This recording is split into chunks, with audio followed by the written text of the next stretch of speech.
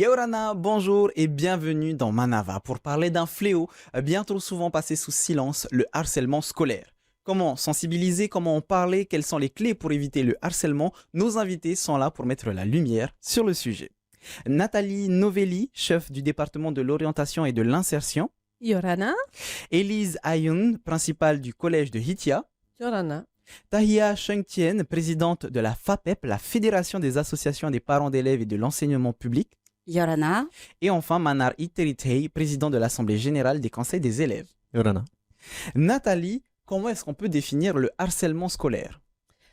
Alors, si on devait apporter une définition très simple pour nos téléspectateurs, le harcèlement, c'est une situation qui va se répéter, donc des moqueries, et donc la répétition qui va amener l'élève à se sentir pas à l'aise, se rabaisser et donc à un moment être très très mal. Donc en quelque sorte, c'est la question de la répétition et le fait de mettre une autre personne en difficulté et de la rabaisser. Si ce n'est qu'une seule moquerie entre guillemets ou une seule brimade, ce n'est pas du harcèlement? Ça ne va pas être considéré comme du harcèlement. Et nous en sommes d'accord, ce n'est pas agréable, ça ne permet pas d'être dans un climat serein. C'est ce que nous faisons en sorte, c'est de réduire cette problématique de la moquerie qui peut être qu'une seule fois, mais une seule fois qui peut être aussi difficile pour l'élève en face. Tahia, les enfants se font harceler, mais pourquoi est-ce qu'ils se font harceler? Alors, il y a beaucoup de paramètres qui entrent en jeu, puisque être harcelé, ça peut être aussi au niveau vestimentaire, rien que ça. Ça peut être également au niveau je n'aime pas ta tête, donc le physique. Ça, c'est juste des petits détails, mais on peut aller plus loin. On peut être harcelé pour plein de choses. Parce que à la maison aussi, ça n'a pas été, on va dire, pour la personne qui va harceler, ça n'a pas été bien. Voilà, pour l'auteur du harcèlement, ça n'a pas été bien. Donc, j'aimerais bien me venger sur cette personne-là. Au fait, il y a beaucoup de paramètres qui entrent en jeu. Et ce qui est bien actuellement, c'est qu'on nous donne la possibilité aujourd'hui d'en parler, mais surtout de pouvoir mettre en lumière et d'informer les enfants, les parents et d'autres personnes des conséquences du harcèlement. On reviendra sur ces conséquences et les détails du harcèlement un petit peu plus tard. Quel est le regard, Manari, de l'Assemblée générale du Conseil des élèves sur le harcèlement? Tout d'abord, il est clair que le harcèlement, c'est un sujet très sensible. Très sensible pour les élèves, évidemment. Donc, il est important pour nous de bien se rapprocher des élèves pour qu'on puisse apporter notre soutien et des solutions pour lutter contre... Pourquoi avoir choisi ce thème, justement, le harcèlement scolaire? Pourquoi avoir choisi ce thème pour votre Assemblée générale? Parce que c'est un sujet majeur qui touche tous les établissements de Polynésie française et on veut que ça s'arrête, d'où le fait qu'on l'a remise sur table pour en discuter et débattre dessus. Élise, est-ce que vous êtes parfois confrontée au harcèlement dans votre établissement? Oui, nous sommes confrontés à ça chaque année, mais je parle de l'établissement que je dirige depuis 4 ans, c'est un petit établissement rural, on pourrait croire que le harcèlement n'existe pas. Le harcèlement existe et c'est un sujet dont on parle au quotidien et je demande à mon personnel, enseignant et non enseignant, d'être vraiment à la veille de tout ça. Quel est le rôle de l'école dans ce genre de cas? Le rôle de l'école, c'est avant tout de repérer très vite à quelle échelle, le degré de l'élève harcelé et ensuite, c'est de dialoguer et de communiquer avec l'élève et les familles.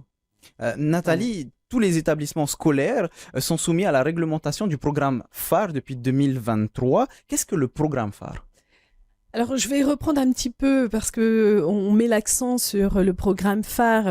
Nous sommes rentrés dans ce programme phare en 2023. Il existait déjà de manière expérimentale en métropole, mais en Polynésie française, on menait déjà de nombreuses actions en direction des établissements scolaires, notamment pour bien identifier les problématiques et comment prendre en charge. C'est pour cette raison que Élise, elle parlait de cette détection au sein des établissements, parce que justement, on a appris. On aurait pu imaginer qu'en Polynésie française, on n'allait pas être confronté à cette problématique. Mais en réalité, c'est une problématique qui existe partout dans le monde. Et donc, ce que nous voulons en Polynésie française, c'est de faire en sorte de bien détecter les situations et de les accompagner de manière juste. C'est-à-dire de manière juste en direction de l'élève qui aurait pu être harcelé, mais également de l'élève qui serait en situation de harceleur. Et donc, il y a des piliers clés dans ce programme phare, la détection, mais également la prise en charge, l'accompagnement, la formation de l'ensemble de nos personnels. Et c'est ce que nous avons engagé en Polynésie française. Et on va poursuivre, bien sûr, ce chemin sur plusieurs années parce qu'il y a différentes manières d'aborder la problématique. Le principal, c'est de travailler sur le climat scolaire et de faire en sorte que tous nos élèves prennent plaisir à aller à l'école, passer le pas de la porte de cette école. Et c'est d'ailleurs un des points que nous avions abordé la semaine dernière avec Manari, j'en profite, parce que justement, ils ont souhaité aborder de nouveau cette question du harcèlement, mais on est sur la partie climat scolaire. On veut vraiment être main dans la main, travailler avec les élèves, les parents, aider les parents à bien détecter les problématiques. Mais je pense que là, on aura Taya qui va pouvoir en préciser un petit peu les points. Et nous, la formation. Tahia, que faire en tant que parent quand on est face au harcèlement? Alors déjà, dans un premier temps, comme je l'ai dit déjà tout à l'heure, ce qui est bien, c'est qu'on nous informe maintenant. On nous donne des outils pour comprendre, puisque déjà d'emblée, on est tout seul chez nous en tant que parents. On est tout seul chez nous et on ne sait pas comment accompagner. Avec ce programme-là, on a un accompagnement qui est fait et on va dire qu'au niveau de la fédération, par exemple, là, lors de séminaires, on essaie aussi d'aborder ce problème-là. Qu'est-ce que c'est que le harcèlement? Et on va dire, pour avoir participé avec la DG2E sur ce point-là et en écoutant, on va dire, les remarques qui ont été faites lors de l'Assemblée générale des élèves, des délégués d'élèves, ça a permis un petit peu de comprendre un petit peu comment nos enfants font face à ce problème-là dans leur propre établissement, mais également comment l'établissement porte à cœur d'accompagner nos enfants. Donc, je trouve que maintenant, ce sujet qui est d'actualité et qui continue à augmenter est très bien accompagné. Et maintenant aussi, il faut aussi que cet accompagnement se fasse aussi au niveau des parents qui se retrouvent tout seuls. C'est un petit peu ce qu'il faudrait améliorer aussi à ce niveau-là. Élise, on parle d'accompagnement des enfants harcelés, mais je suppose aussi l'accompagnement des enfants harceleurs. Tout à fait.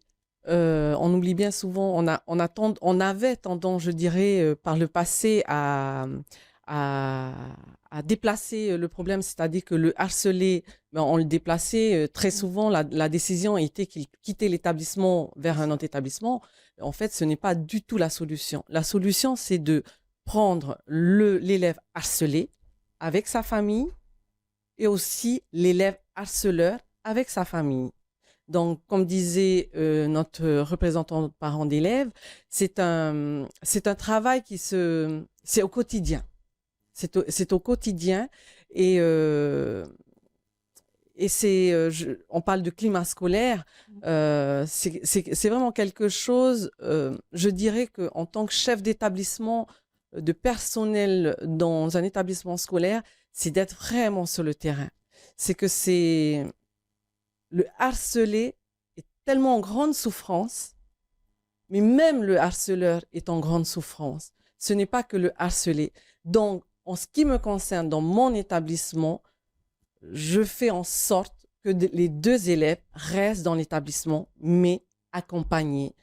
On met une prévention derrière, mais l'accompagnement, ce n'est pas que le chef d'établissement, c'est tout le partenaire qu'il y a autour et aussi le partenaire extérieur, indispensable pour nous épauler. Avant de poursuivre, Tahia, tu voulais réagir? Oui, je voulais réagir parce que, comme on disait, il y a un protocole qui est bien suivi, qui permet d'aider vraiment nos enfants à être bien à l'école, puisque c'est, on va dire, précurseur de leur réussite également, hein, le bien-être à l'école.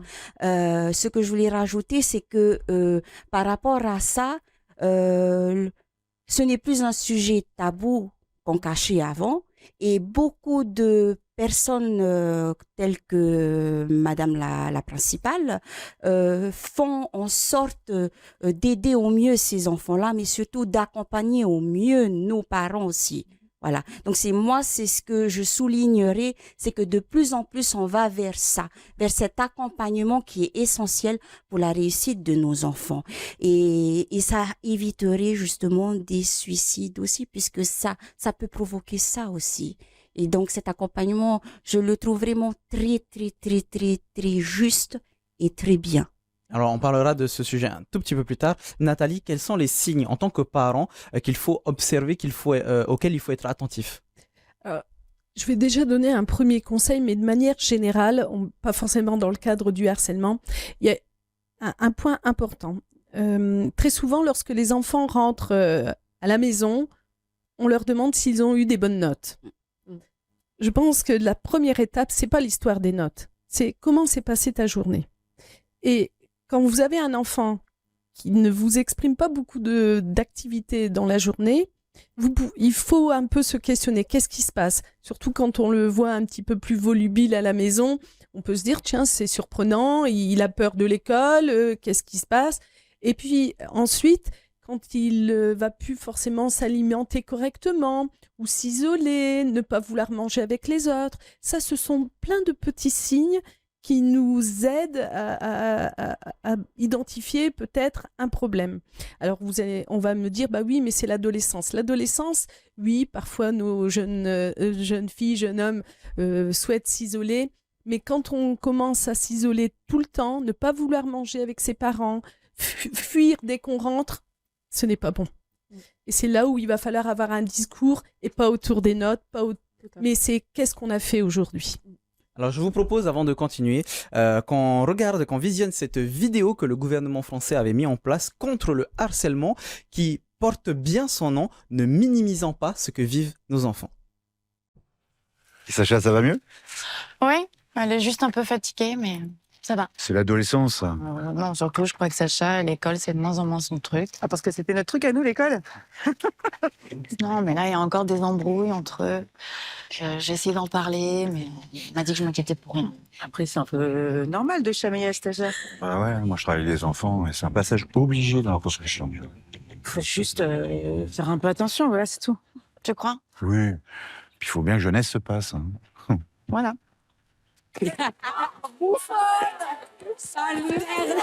Ne minimisons pas ce que vivent les enfants. Face au harcèlement, faites le 30-18.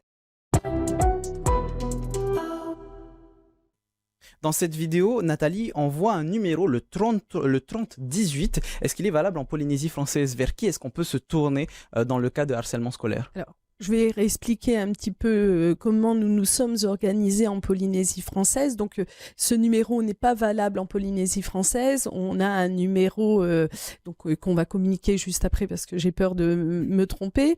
Et on a une adresse mail, une page Facebook. On a fait en sorte, en tout cas, de faire... de développer une communication très large pour toucher tout le monde, peu importe l'outil de communication. Et on a développé également avec ma collègue donc du DV3E, Bettina, et donc tous les collègues de ce département, un outil qui a été communiqué aux établissements scolaires afin d'élaborer eux-mêmes leur protocole. Et ce protocole nous aide aussi à identifier les problématiques et à apporter des réponses. Donc, notre communication, elle est sur notre page Facebook, elle est sur différents canaux de communication. Et en direction des établissements scolaires, on a aussi proposé de participer aux concours nationaux, donc le concours Stop Harcèlement. Et nous avons eu plusieurs établissements qui nous ont proposé des affiches, des films. Et on a aussi le concours mascotte en direction des plus petits. Voilà, toutes ces actions et notre présence aujourd'hui, c'est justement d'aider toute personne à revenir vers nous dès lors que ça concerne les élèves. Alors, il faut savoir que lorsqu'on a ouvert en Polynésie française ce numéro, on a eu des appels extérieurs pour d'autres situations, mais automatiquement, on a accompagné la personne vers le bon interlocuteur. Alors, C'est ça l'intérêt. Le numéro pour nos téléspectateurs, c'est le 40 46 29 29. Manari, on revient sur la vidéo, justement. Est-ce que tu estimes qu'effectivement, les parents minimisent ce que vivent leurs enfants? Oui, d'après ce qu'on a pu relever avec les élèves et notre assemblée, il est clair que les parents, en généralité, minimisent en effet les actions faites sur le harcèlement. Et ce qui serait bien pour améliorer la situation, c'est d'avoir une bonne écoute auprès des élèves, auprès des enfants, pour justement savoir la situation de cet élève, de cet enfant. Aujourd'hui, on est dans dans une jeunesse ultra connectée et parfois le harcèlement se poursuit sur les réseaux sociaux. C'est ce qu'on appelle le cyberharcèlement. Comment est-ce que vous réagissez? Nous, la seule chose que nous pouvons faire, c'est nous rapprocher de nos CPE, des personnes adultes, des personnes qualifiées pour justement arrêter cette diffusion, ce harcèlement dans le numérique. Tahia, est-ce que les parents comprennent, ont conscience de la continuité justement de ce harcèlement? Alors déjà, je voulais rajouter par rapport à ce qu'il avait dit, les parents minimisent, non, ça dépend. Parce que c'est la méconnaissance qui fait que pour eux, non, c'est pas important. Maintenant, s'il y a cette information, c'est ce qui est bien, c'est ce qui continue actuellement, cette information vers les parents, qu'est-ce que c'est, quels sont les précurseurs qui déterminent que mon enfant est harcelé, et bien là, ça pourrait vraiment aider à écouter son enfant, à l'accompagner et surtout à pouvoir communiquer avec les personnes qui sont au sein des établissements. Parce que parfois, c'est ce qu'il manque, c'est que comme ils n'ont pas l'information comme il faut, ils n'arrivent pas à aller vers les personnes concernées pour essayer d'aider leur enfant au mieux. Mais chaque parent essaye au mieux, puisque ce sont les piliers de la famille, d'accompagner leurs enfants. Voilà. Élise, est-ce que sur la question des réseaux sociaux, est-ce que vous avez déjà eu ce genre de situation dans votre établissement? Oui. Donc, le harcèlement sur les réseaux, malheureusement, même rural, ça existe, mais très peu. En toute honnêteté, sur Hitia Otera, très, très peu. Mais ça existe. Alors, comme a répondu notre élève Manari, mais sur les réseaux, c'est très compliqué. C'est caché. Ça se voit pas, en fait. Et donc, lorsque ça arrive dans l'établissement scolaire, puisque on l'a vécu aussi il y a pas longtemps, c'est que souvent, c'est quelque chose qui s'est passé, mais il y a très longtemps. Quand je dis très longtemps, des fois, c'est l'année passée. Et en fait, ça revient. Donc, ça revient tout doucement. Et nous, là-dessus, intervenir sur les réseaux sociaux, j'ai envie de dire, de compléter cette information-là. Je passe actuellement dans les écoles de secteur du collège de Hitia. Nous travaillons sur notre règlement intérieur et beaucoup de familles me demandent d'interdire le portable l'année prochaine. Donc, parce que pour eux, c'est un réel fléau. Même leur propre enfant, des fois, n'a pas de téléphone, mais utilise le téléphone d'un autre camarade. Donc, vous voyez, quand il y a le harcèlement sur le réseau, c'est quelque chose, c'est une chaîne, mais qui est très difficile d'y toucher. Évidemment, on le règle, on va chercher l'élève, parce qu'en fait, harceler sur les réseaux, des fois, ça part d'un ancien élève, puisque c'est un ancien élève qui était dans mon établissement, qui n'est plus dans mon établissement, qui est dans un lycée, et ensuite, de par des photos sur les réseaux. C'est pour ça que le droit à l'image, j'invite vraiment tout le monde de respecter ça, respecter le droit à l'image, et qui n'est pas si facile à faire. Au final, Nathalie, le harcèlement scolaire devient un harcèlement tout court puisqu'il se poursuit en dehors de l'école. Oui, et on expliquait là par le biais des réseaux sociaux, il est vrai que peut-être à un moment on a minimisé ce prolongement à la maison parce qu'on ne l'avait pas imaginé par le biais de ces réseaux sociaux, mais c'est un vrai fléau. Quand on ne sait pas utiliser les réseaux sociaux, nous ne sommes pas des spécialistes. En tout cas, moi, je me considère pas du tout comme une spécialiste. Mettre des photos de nous, c'est déjà très problématique, d'où le droit à l'image. Et puis, parfois, on règle encore ses comptes. Et on ne minimise pas la question de je vais peut-être faire mal. Et parfois, c'est plus facile de faire mal par le biais du réseau social. Donc, un conseil qu'on donnerait aux parents, en tout cas, je pense qu'Élise, Aya et Manari, on serait d'accord dans ce sens-là, c'est oui, un téléphone portable, mais un téléphone qui a une utilité par rapport à une problématique de transport ou de distance. Mais en dehors de ça, il y a bien d'autres choses à faire et surtout à s'écouter. Un téléphone portable et un téléphone responsable. Tout à fait. Tahia, parfois, le harcèlement va jusqu'au cyberharcèlement et tu le disais tout à l'heure, ça peut même arriver au suicide. Comment faire pour éviter d'en arriver là? Alors, comment faire? C'est comme je disais tout à l'heure, il faut avoir cette information déjà, que les parents aient cette information, mais surtout que les enfants aient cette information. Là, actuellement, on fait beaucoup de publicité à ce niveau-là, beaucoup d'affiches, les concours et tout, qui aident à connaître le sujet. C'est ce qui est bien également. Et ce que je dirais encore plus, c'est que il faudrait aussi dire aux enfants, parler, communiquer. Il faut le dire. Vous êtes témoin, il faut dénoncer ça.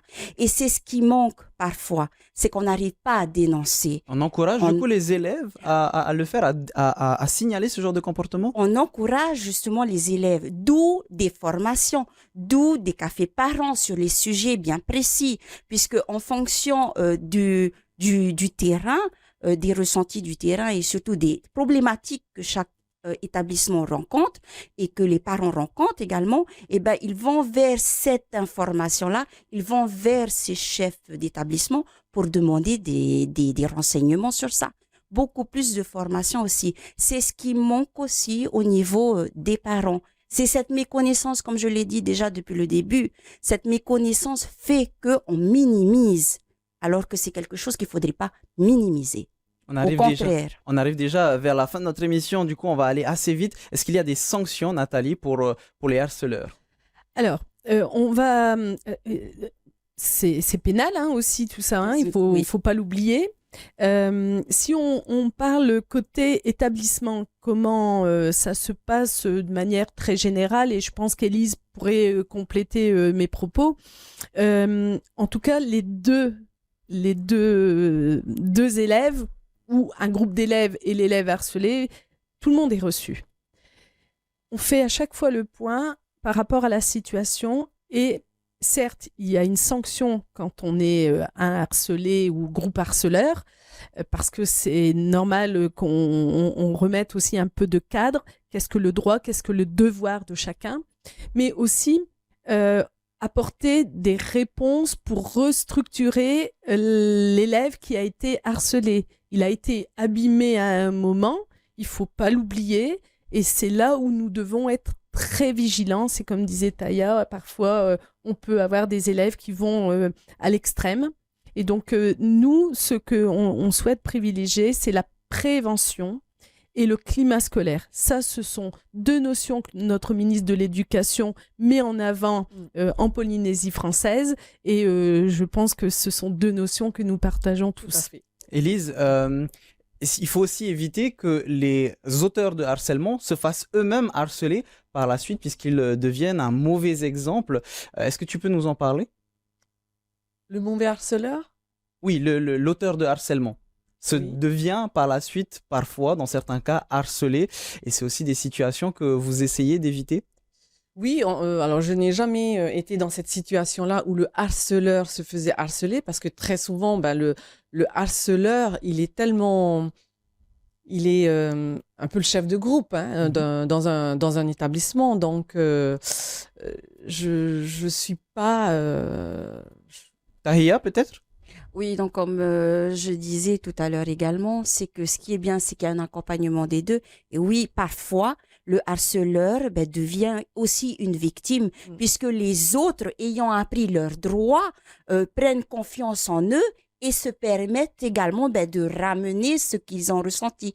D'où le protocole qui se fait. C'est pour ça qu'on dit bien, il y a un accompagnement pour dire que voilà ce que vous devez faire, voilà ce que vous risquez d'avoir si vous faites ça. Voilà. Nathalie, quelles sont les actions qu'on peut finalement tous faire pour lutter contre le harcèlement scolaire? Alors déjà en parler, je pense que ça c'est une thématique qui est abordée dans chaque établissement, de l'école jusqu'à l'enseignement supérieur. Avoir un espace d'écoute, notamment des psychologues, de l'éducation, assistantes sociales, infirmières, le chef d'établissement, CPE, et puis nos élèves représentants qui peuvent être de très très bons interlocuteurs et de très bons relais, parce que justement parfois c'est peut-être un peu plus simple pour un élève de s'exprimer auprès d'un autre élève qui a une représentation au sein de l'établissement. Je ne sais pas si tu en es d'accord, Manari, c'est souvent comme ça qu'on peut aussi avoir des informations. Et puis, nous, adultes, il faut qu'on soit dans la bienveillance et l'ouverture. C'est-à-dire, il faut que nos élèves, je le disais tout à l'heure, passent le pas de l'école avec plaisir. Oui, on peut avoir des difficultés, mais on va apprendre des choses, on va rencontrer des personnes et on va pouvoir parler à ces personnes. Il ne faut pas qu'il y ait de mur entre l'adulte et l'élève. Merci beaucoup d'avoir répondu à nos questions. On rappelle juste le numéro vert, donc c'est un numéro qui est gratuit, c'est le 40 46 29 29. Il y a aussi stopharcèlement.pf et c'est aussi disponible sur les réseaux sociaux, comme Facebook. Merci encore une fois à toutes et à tous d'avoir répondu à nos questions. Vous pouvez retrouver cette émission en replay sur TNTV Replay. Tout de suite, ça va être votre VA, votre journal en tahitien. On se retrouve demain à 17h15. En attendant, passez une très bonne soirée sur TNTV. Maururu itutato faririra trahoma parheana.